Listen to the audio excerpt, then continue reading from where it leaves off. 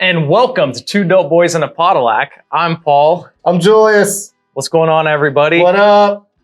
Don't take us too serious, by the way. I mean, listen to the name of our show, Two Dope Boys in a Podalac. We don't take ourselves We're not seriously. boys and we're not dope, but And we call ourselves do boys and Podalacs dope. even exist? I don't know.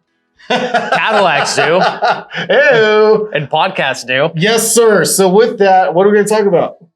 I think we talked about baseball last episode. We're baseball guys. We're baseball guys. We're sports guys all around, Sports guys. We're baseball first, I think. And yes, and I say we second, including we our lead off with families. some baseball. Yeah, let's do it. What happened in the last week since the last time we recorded? The weekend that was. So last week we mentioned some matchups that we were going to be eyeballing because they look like good matchups. So what were they? Shit, I'm not prepared. Let's see. So we had Twins at Astros. That was a good measuring stick to see where the Twins are at. They ended up taking it down. 2 out of 3, right? Yep, 2 out of 3. Rangers at Cubs. You had mentioned last week that you thought the Cubbies were stronger than what I thought. And I thought the Rangers were stronger. I mean, they started out undefeated, and they ended up losing 2-1 to the Cubs, 2 games out of 3. Mariners at Guardians. Guardians won 2 out of 3, correct? No. The Mariners? The Mariners took it down. Okay, so okay. The Guardians went to Seattle, embarrassed them. M's go to Cleveland, embarrassed them. So nice little grudge match happening there. Then we had the Cardinals at the Brewers.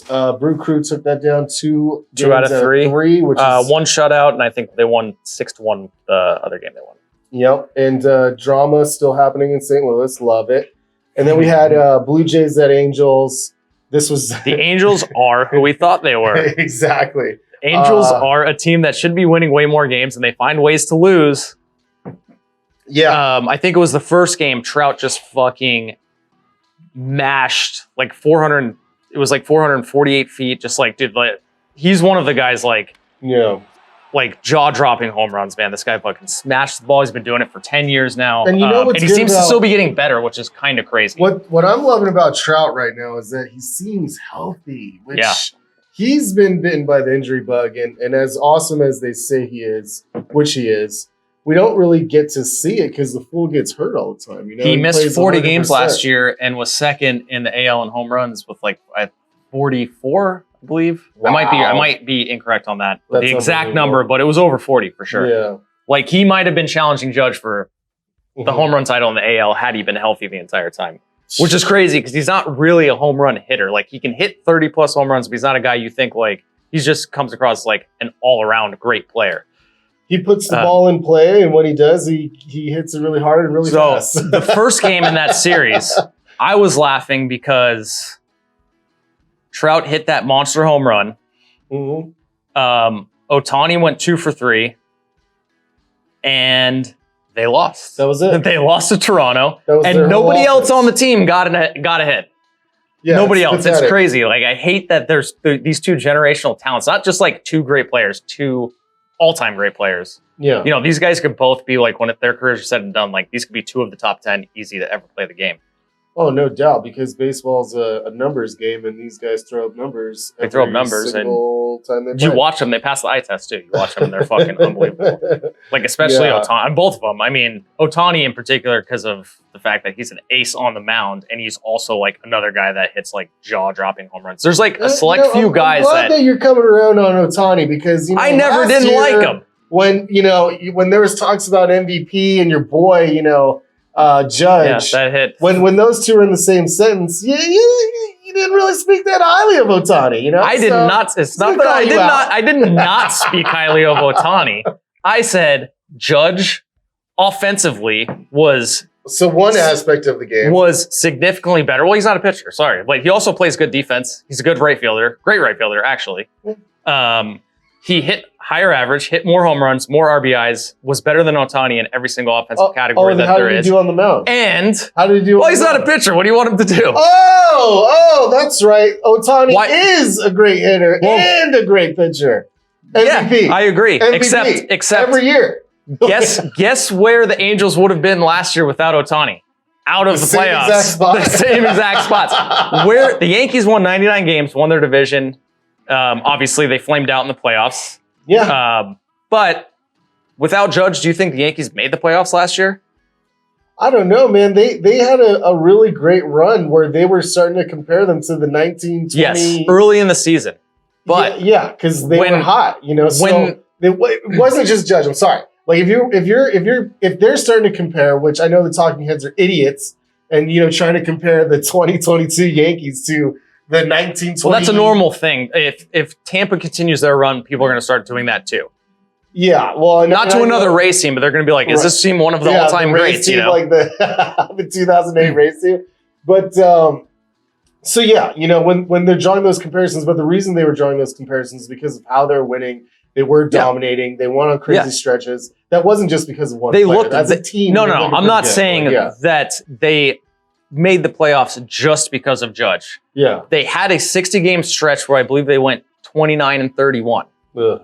After that hot start. It was after the All-Star. Everyone not named Judge hit 222 in that stretch, and Judge hit 385. You know what really... He put that team on his back and carried them when they were really struggling. And I don't think you also agree that he had a phenomenal season. He's a great player. And I don't think either one of them were not worthy of MVP. Like, they both were. But the fact of the matter, the Yankees made the playoffs, and that stretch, that 60-game stretch where they weren't good, would have been worse without Judge. A lot worse. All right, so you're arguing that that your team status as far as getting deep, or at least making the playoffs should be in consideration for awards? I think most of the time, I do think it is. Because when you have a season like Judge's season is an outlier. It's not like he hit 280 with 35 home runs. It's like, oh yeah, he might have been the best offensive player in the AL. Like, he had an extraordinary season last year. He broke the American League home run record. Right? Yeah. I mean, that's incrable. But again, he didn't hop on the mound. No shade at Ohtani, dude. Ohtani's unbelievable. Throw 102 miles an hour and strike guys out. No, well, he didn't because he's not a pitcher. And Ohtani is. That's why he should get the MVP every year. Okay, that was last year. That was last year.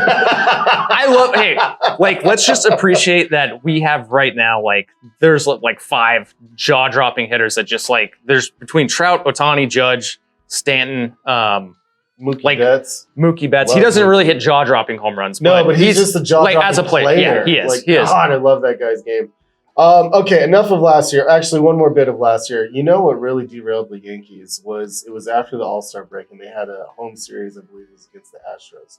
Mm-hmm. And the Astros just absolutely bitch slapped them like little baby seals all around Yankee Stadium. And I think that was like a little shock to the system. And they never really recovered. I hate the Astros with every fiber of my being. With every fiber of my being, I hate them more than I hate the Red Sox.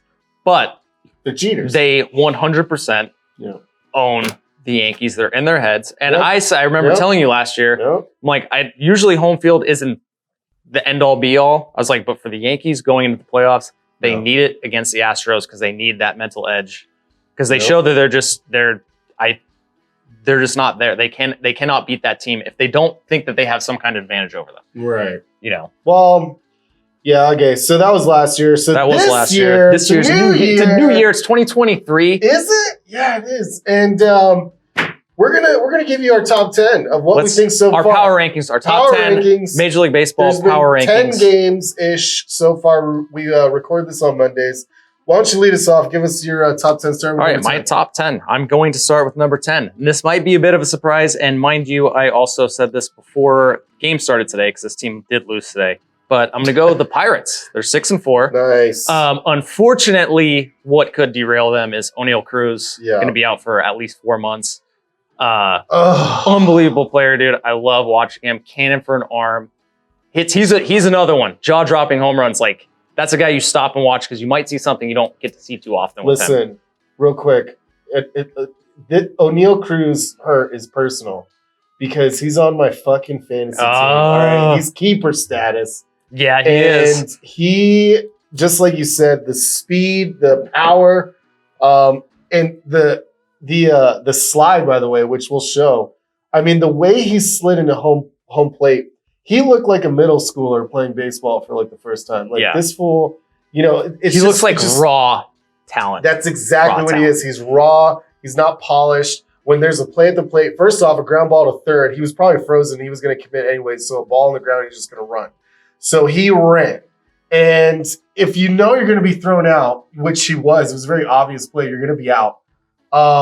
Don't slide. First off, just take the out. You're going to be out. Second off, if you are going to slide, don't put your giant fucking legs, you know what I mean? Like your awesome, powerful legs, you're so fast, and all that inertia to go into a guy that's just standing there and not going to move, and you just run into a brick wall, and his leg got trapped under as he was trying to slide. That fucked his sucks, shit up. dude. And then they almost got into also a fight. another guy with the Pirates that goes like not a lot of people talk about him, like baseball people know, but the average person out there is going to recognize the name Brian Reynolds. Yeah. Brian Reynolds is one of the best players in the league. Oh, yeah, he's badass. He's a stud. The Pirates don't want to pay him. I think they offered him like $70 million. It was the largest contract they ever offered anybody. And of course he turned it down because that's a dude that can get 200 plus, 200 million plus. What's interesting about the Pirates too, they brought on McCutch. They got Andrew McCutcheon back on the team. Yeah, sometimes, I don't think it's like the Moneyball thing. Like they're not paying him for the player he was. They're paying him for the player he is. Beat Fred McGriff on the A's in the early 2000s. All right.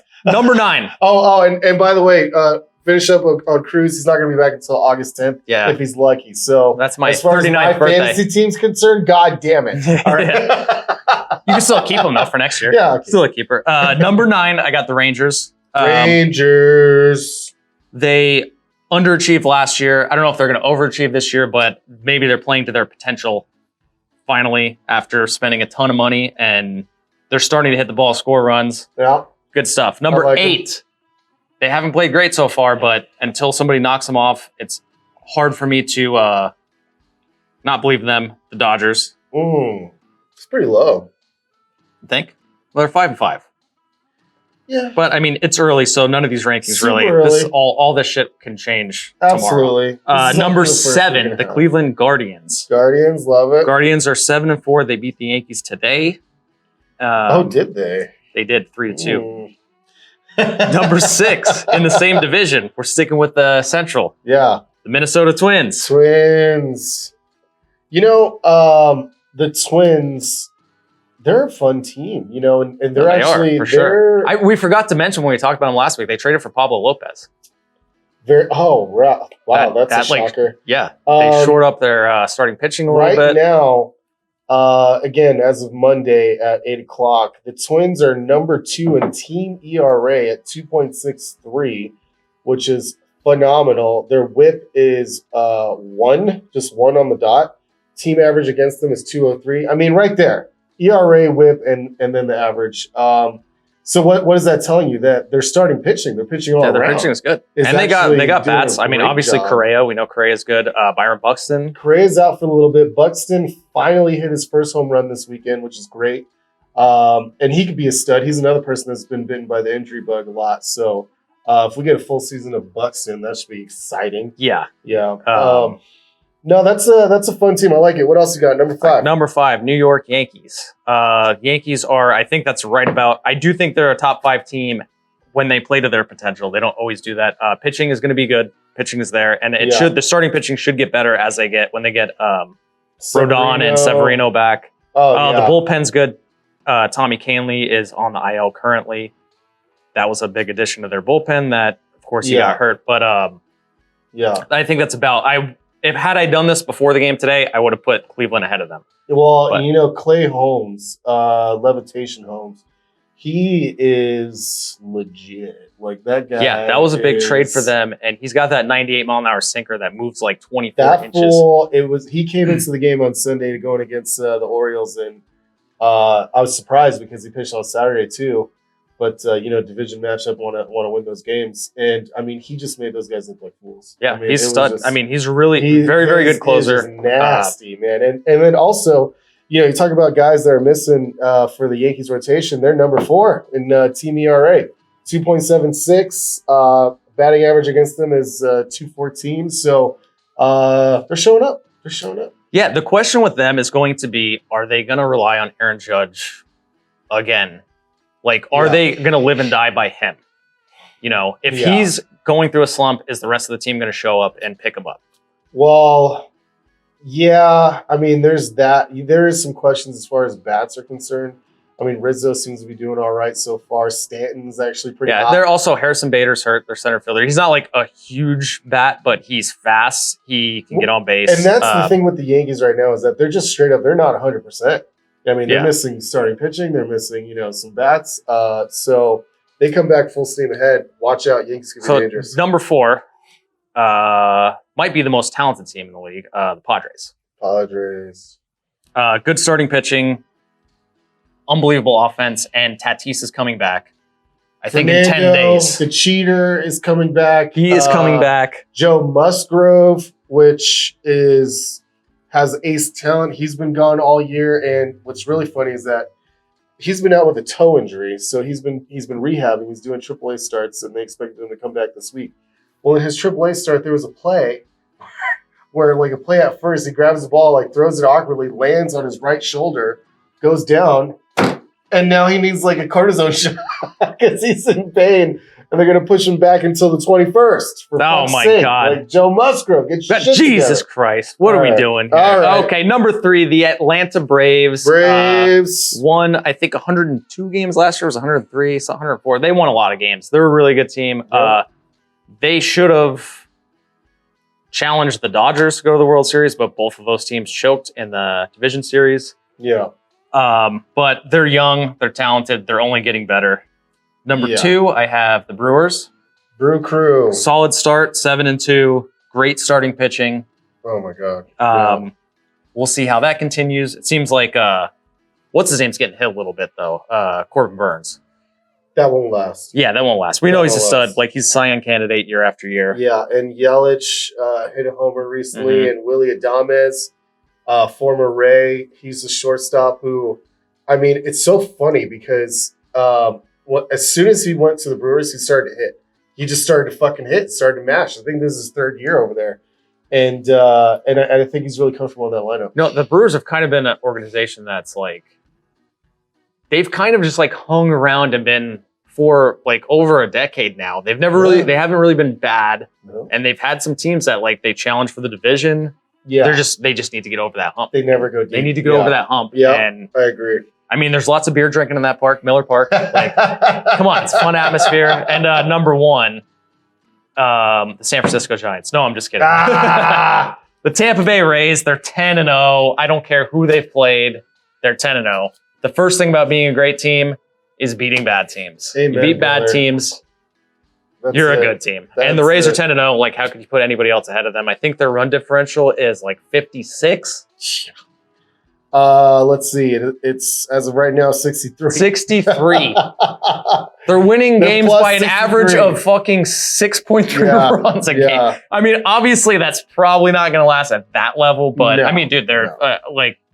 The next closest is the Brewers at plus 25. Yeah. So they're double that. It's more than double that. Domination. And that's not a bad list. Fairly similar to mine. Yeah, I figured yours would be the same. So I'll go through it really quick, and I would say me. top 10. Although it's very similar to the top 10. And I left some teams off there that I left the Astros off. I mean, they at the time of me making the list, they were 4-6. Now they're 5-6. But I mean, I fully expect them to be one of the top 10 teams by the end of the year. Just right now, they're not. So I'll just do it really quick since it's very, very similar. I call it on the verge, which is like the bottom 5. So on the verge, Dodgers, they're not 100% yet. I think they will get there. They did lose some guys.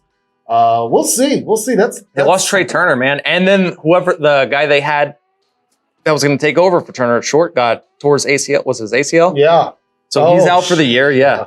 They lost a starting shortstop. I don't know, man. I mean, time might be passing them by. So, also on the verge, I've got the Guardians, super fun. Padres, talked about them. The Blue Jays, which I hate to It's another team I left off. They weren't on your top 10, but I got to admit, last week I was, even last year too. Last year. I can't stand the Blue Jays, but you know what? They're not horrible, and they're definitely not. Is sort of there, and I'm just trying to look at their matchups. They have had a cake schedule, so the Cardinals, who we were up on last week, they're not looking as good as we thought they were going to be. They played against the Royals. They suck. The Angels, we know they suck. So the Angels had a game. The yesterday the Angels were up 5-0 and lost that And game. lost the game, So 12 to 11. So that, in my opinion, is fucking giving a game away. Yeah. So the Blue Jays, again, hard to say exactly where they are, but just like you said about the Rays, you're supposed to be bad teams, and they are doing that sort of 6-4. Let's see who else. Rangers on the verge. I like that team. I think it's a fun team. Yeah, I mean, dude, and DeGrom, like, I know his first start wasn't good, but I mean, he's still Jacob DeGrom. Like, he's going to be good. His first start wasn't good. His second start was fucking dominant. Yeah, so he's he bounced right back. Let's see, top 5. Yankees, followed by the Braves. The Braves record, actually, I mean, I would say this weekend series, they didn't win the series, but they're just a solid team. Yeah, I think they're probably one of the most talented. You said the Padres. And it's like, they're like quiet. Yeah. They're quietly good. Well, you said the Padres are the most talented team. I think, honestly, the Braves are right there. Well, they could be. I mean, the Padres were one of the most talented, like top to bottom, at least offensively. Yeah. The Padres got pitching too. That's true. Let's see. We got the Twins, number 3, Brewers, number 2, and of course, the Rays, number 1. And just a little bit more about the the domination that's happening with the Rays. I mentioned team pitching. They're number 1, 1.7 ERA. Mm-hmm. WHIP is 0.9, and batting average against is 1.84. My God, that's incredible. And then on top of mashing the ball. Let's go to the hitting side too. 25 team home runs right now. Let's see where that ranks. That is number 1 in the league. Yeah, by 5. They're mashing, man. They're just they're on a tear, and I don't want it to end. So. Yeah, 162-0 is not out of the question. No, not yet. Not until they lose. So, we got our power rankings. We talked about last weekend. It's our top 10. What do you let us know if you agree? Now that I left the Astros everything. off, hate everything we've done. Suck it. All right, so now let's talk about the weekend ahead. Here's some matchups that we like, and especially after we just said what our top 10 is, these are going to be some good matchups. So we've got Rays at Blue Jays. Rays at Blue Jays. I don't even know who to root for. Yeah, and I think this will probably be the first opponent for the Rays that can probably kind of push back a little bit. They're playing Boston right now. Boston's offense, Boston bad pitching, but it was only 1-0 today. Bad pitching, good offense. Yeah, that's the best team they played so far, which really isn't saying much. But no, because Boston keep winning. Twins at Yankees. That's going to be a fun one. That'll be a good one.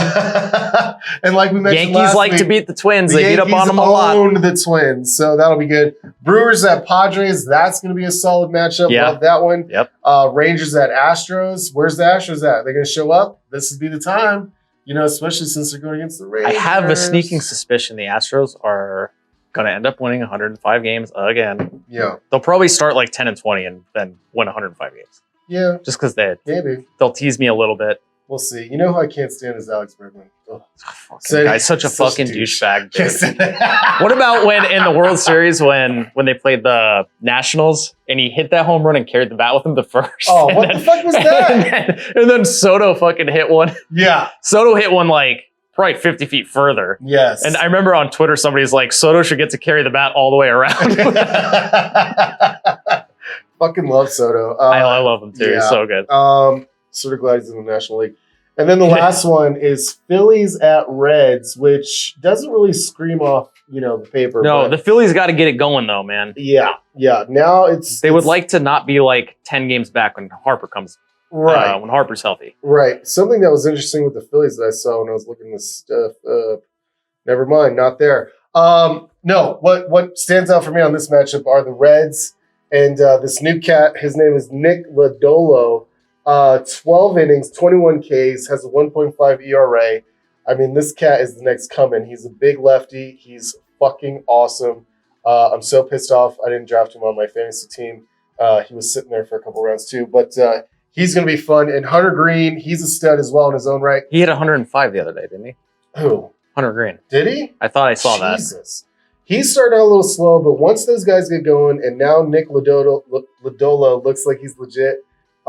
Damn, you know what I mean? Like that's a team that's a team that I think people have been waiting to come around for a little bit. Like for a few years, we're talking about like the Reds might start getting better, and they haven't really yet. But sometimes it just happens like that. It really does. So I'm curious what the Reds do against the Phillies and that lineup. So that one to me looks like fun. What else we got, bud?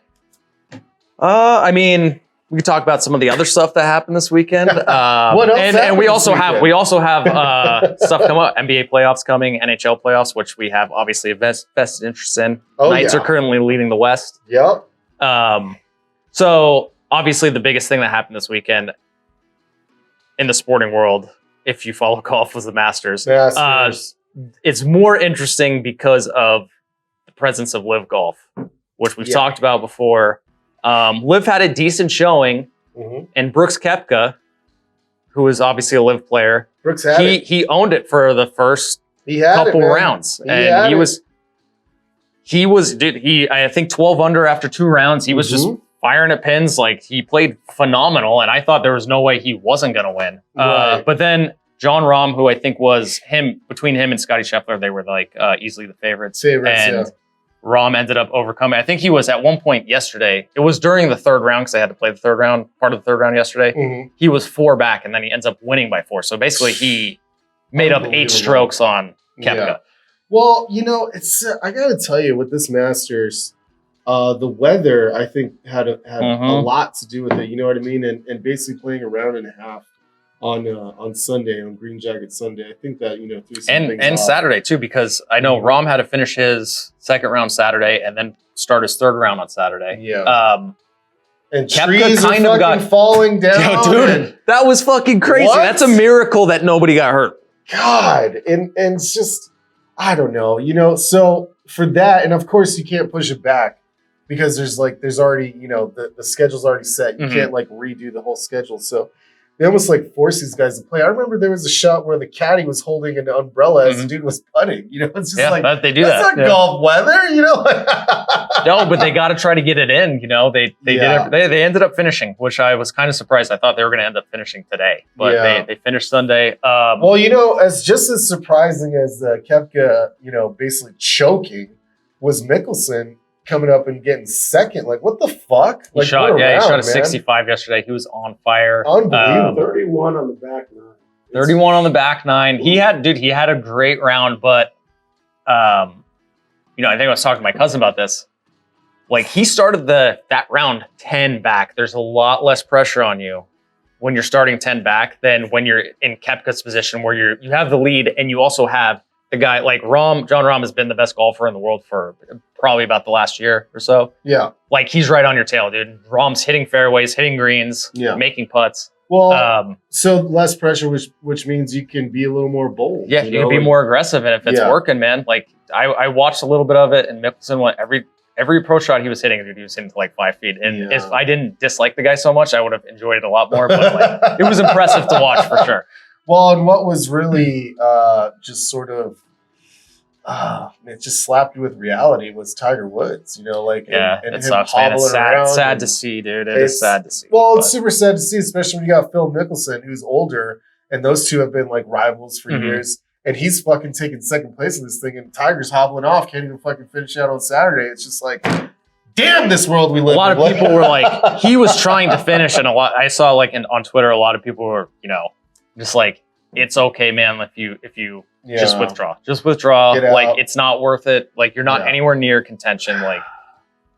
It's tough to watch, man. He's struggling. It's walking the course. It's killing his leg. When we talk about the next generation, who I'm looking forward to is Tiger's boy. Oh yeah. He is just going to be getting taught everything. You know what I mean? He's already showing signs that he's a little mini stud. I don't even know how old he is. Maybe 13. I think he's 13. Yeah. So I mean, he's got some time until he hits the course, and his dad is going to be, he'll be showing him everything. And I look forward to little Tiger way more than little LeBron. I was so ready to be done with fucking LeBron James, and then his son, his boy Bronny, is coming up. Looks just like him, by the way. He's smaller though. He's smaller. The next 20 years. No, he'll be more of a point guard. Yeah, for sure. Yeah, he's smaller, which is kind of shocking. But I mean, he's not the overwhelming number 1 pick. No. After I think he's going to college this year, right? Yes. Not sure where he's going. Probably Oregon. My money's Oregon. Think Oregon? Oh yeah. I don't know if he's committed yet. No, he hasn't. There are also rumors that that LeBron, he wants his last year to be wherever Bronny plays. Right. So if he goes, let's say like the Magic, like LeBron's going to go play 1 year before he With hangs it up. Orlando? Well, yeah, he just wants to play 1 year with the Sun, which is kind of yes, of course. which is kind of cool. I mean, no, I love it. And it looks like we're getting the countdown. We got to get the fuck countdown out of here. We got to get out of here. Fuck you, Bronny James.